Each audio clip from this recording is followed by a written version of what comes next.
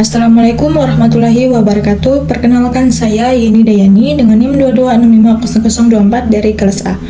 Pada video ini saya akan mereview materi ke-8 mata kuliah manajemen proyek dan judul materi manajemen risiko proyek. Problem. Secara waktu timbul dari aktivitas keputusan yang dilakukan pada masa lalu sehingga saat ini sudah terjadi dan menjadi sudah diketahui dampaknya. Sebagai contoh di sini macet di Jakarta merupakan gambaran dari masalah karena sudah terjadi pada kondisi saat ini dan penanganan kedepannya yang dilakukan oleh manajemen krisis atau operasional khusus. Risiko, sementara risiko ini merupakan kejadian yang belum terjadi, baru merupakan perkiraan akan terjadinya pada saatnya nanti, apakah akan benar-benar terjadi atau tidak, tergantung dari penanganan dan tindakan yang akan dilakukan. Dengan melakukan mitigasi risiko yang dalam bentuk mengurangi dampak, menerima risiko, membiarkannya atau mentransfernya, maka akan diketahui posisi terkait kondisi risikonya. Berdasarkan isu pengertian risiko adalah efek dari ketidakpastian pada sasaran. Ada 3 komponen yang berkaitan dengan risiko. Pertama, efek, berkaitan dengan positif maupun negatif, bahkan keduanya. Efek merupakan penyimpangan dari apa yang diharapkan dan dapat berkaitan dengan menciptakan atau menghasilkan peluang atau ancaman. Kedua, ketidakpastian, yaitu suatu keadaan, kondisi kurangnya informasi terkait dengan pemahaman atau pengetahuan tentang suatu peristiwa, konsekuensinya atau kemungkinan sesuatu terjadi.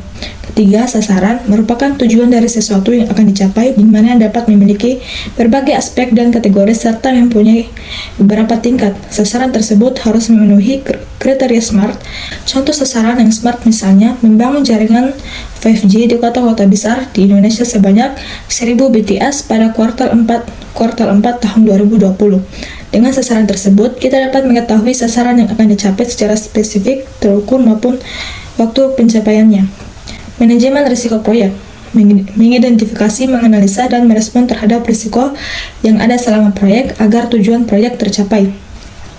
Dalam pengelolaan perusahaan secara umum, fungsi penerapan manajemen risiko pada tingkat perusahaan adalah: pertama, memperkuat analisis pencapaian strategi perusahaan; 2, memudahkan dalam mengambil keputusan; dan terakhir, meningkatkan produktivitas perusahaan. Proses manajemen risiko proyek. Pertama, perencanaan manajemen risiko, yaitu menentukan pendekatan dan rencana aktivitas manajemen risiko untuk proyek.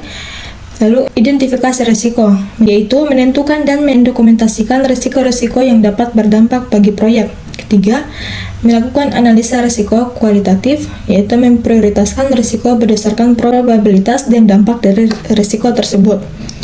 Selanjutnya, melakukan analisa risiko secara kuantitatif, yaitu kuantitatif dampak dari risiko bagi proyek. Lalu merencanakan respon terhadap risiko dengan mengambil langkah untuk meningkatkan kesempatan dan mengurangi bahaya bagi proyek. Lalu terakhir, monitoring dan pengendalian risiko, memonitor risiko, identifikasi dan risiko residual, mengidentifikasi risiko baru, melaksanakan rencana manajemen risiko, dan mengevaluasi efektivitas strategis dari risiko sepanjang proyek. Perencanaan manajemen risiko. Inputnya meliputi faktor lingkungan, aset proses organisasi, pernyataan ruang lingkup proyek, dan rencana manajemen proyek. Lalu teknik, yaitu planning, meeting, dan analisis. Outputnya meliputi rencana manajemen risiko, metode, peran dan tanggung jawab, anggaran, waktu, kategori risiko, dan definisi peluang serta dampak risiko.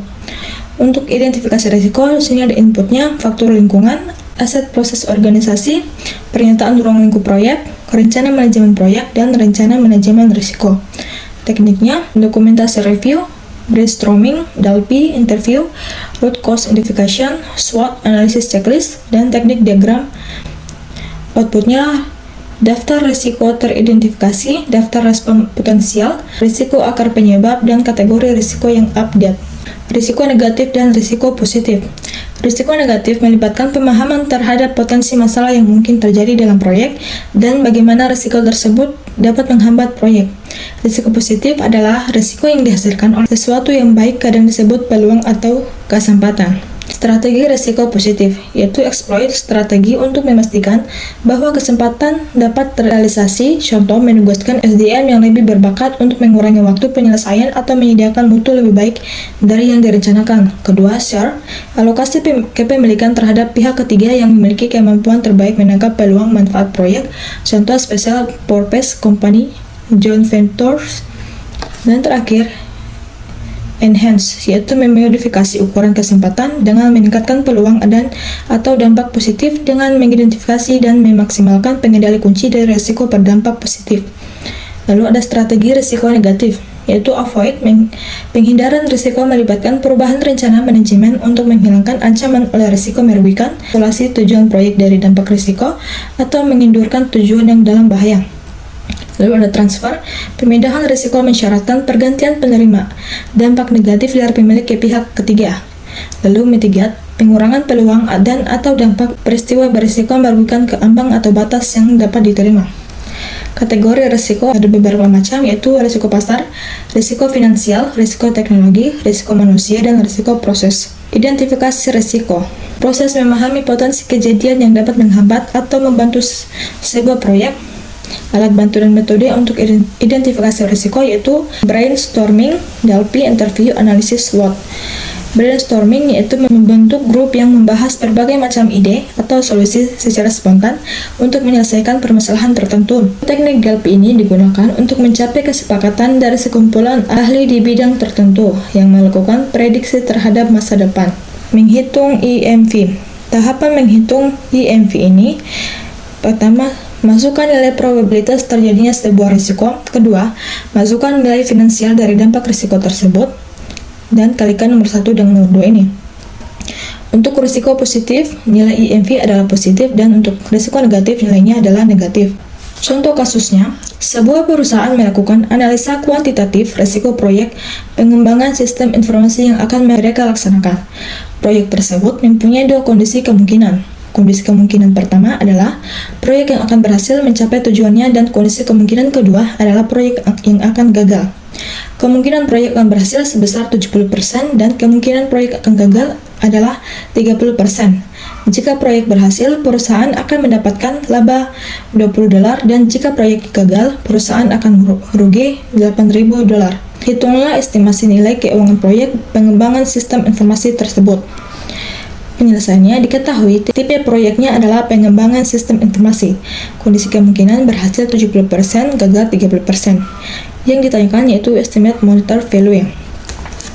Untuk mengerjakan soal di atas, kita perlu ingat kembali bahwa IMV ini dihitung dengan menjumlahkan hasil perkalian kemungkinan. Jadi langkah pertamanya akan kita tuliskan kembali ke dalam bentuk tabel.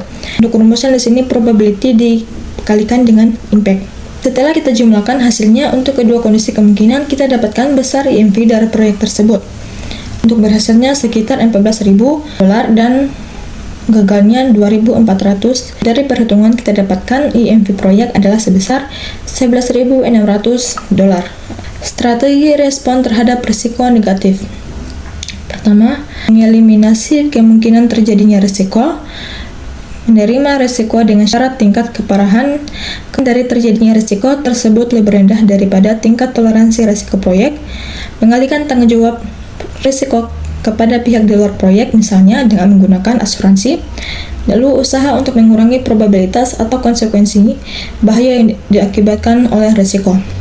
Strategi respon terhadap risiko positif, yaitu memastikan semua hal telah dipersiapkan agar probabilitas terjadinya risiko positif dapat meningkat.